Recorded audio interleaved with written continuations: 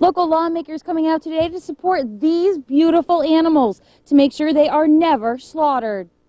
Republicans Assemblyman Jim Tedisco and State Senator Kathy Marshone announcing legislation to stop horses from being shipped out of New York State for slaughter. Although Americans do not consume horse meat, these beautiful animals are slaughtered and sent overseas for consumption. Equine advocate Susan Wagner says you can't have your horses and eat them too.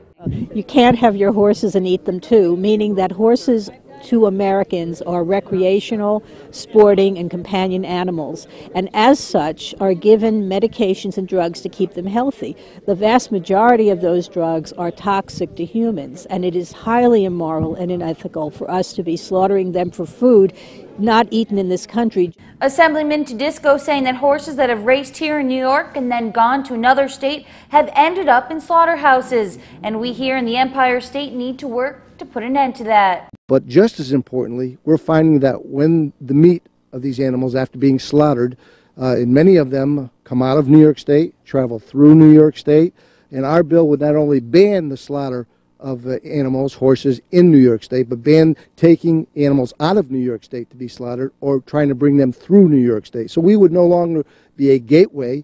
If we closed that gateway, they'd probably be forced to go to Michigan at the very best to get these animals into Mexico or Canada.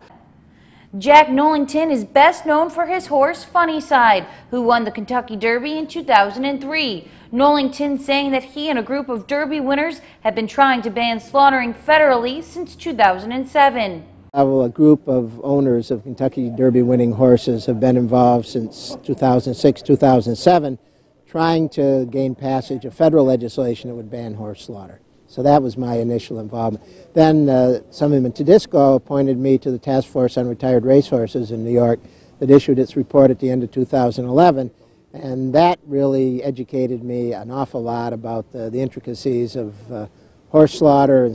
Tedisco and Marshone say thousands of horses are taken each year to Mexico and Canada for slaughter. Then their meat is shipped overseas for consumption.